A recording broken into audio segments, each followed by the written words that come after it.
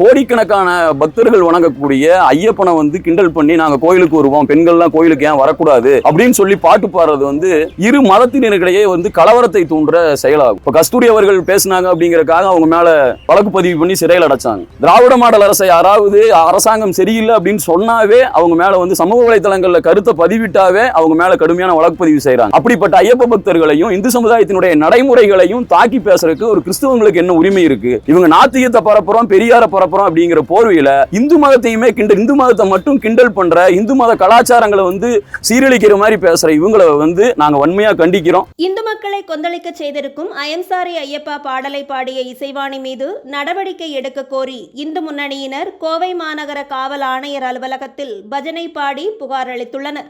கிறிஸ்தவரான இசைவாணி ஐயப்பனை இழிவுபடுத்தி பாடல் பாடியிருக்கும் நிலையில் தமிழகத்தில் அனைத்து மாவட்ட காவல் ஆணையர் அலுவலகத்தில் புகார் அளித்தும் இதுவரை நடவடிக்கை ஏதும் எடுக்கப்படவில்லை என கூறிய இந்து முன்னணி அமைப்பினர் நடிகை கஸ்தூரியை ஹைதராபாத் வரை சென்று கைது செய்த காவல்துறையினர் இந்த திமுக ஆட்சியில் சமூக ஊடக பதிவு இடுபவர்களை கைது செய்து வருவதாகவும், இரு மதத்தினரிடையே பிரிவினையை தூண்டும் விதமாக பாடல் பாடிய இசைவாணி மீது மட்டும் நடவடிக்கை எடுக்கவில்லை எனவும் தங்களது கண்டனங்களை தெரிவித்துள்ளனர்.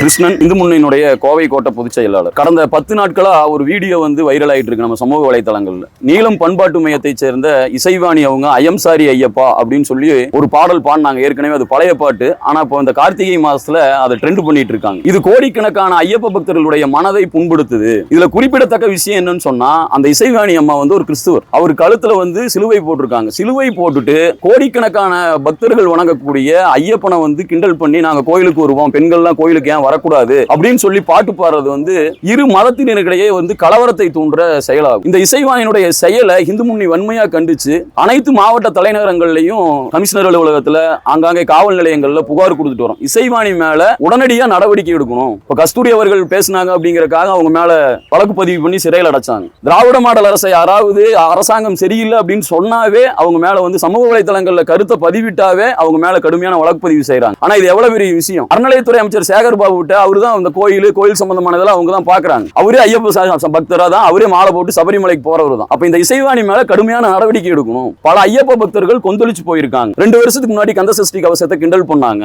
இந்த நாத்திக அரசு வந்ததுக்கு பிறகு இந்து மதத்தை யார் வேணாலும் என்ன வேணாலும் பேசிக்கலாம் அப்படிங்கிற ஒரு சூழ்நிலை இருக்கு. ஆனா அதெல்லாம் பழைய காலம். இன்னைக்கு சூழ்நிலை மாறி இருக்கு. இந்துக்கள் மத்தியில எழுச்சி வந்திருக்கு. பல ஐயப்ப பக்தர்கள் ஐயப்ப சேவா சங்கம் சார்பா பல இடங்கள்ல புகார் கொடுத்திருக்காங்க. நாங்க இந்து முன்னணி சார்பா கேட்கறது, இசைவாணி மேல கடுமையான வழக்கு பதிவு செய்து அவங்களை சிறையில் அடைக்கணும். இது கலவரத்தை தூண்டுற செயல். அது மட்டுமல்ல, ஐயப்பனுக்கு உலக நாடுகள் முழுக்க பக்தர்கள் இருக்காங்க.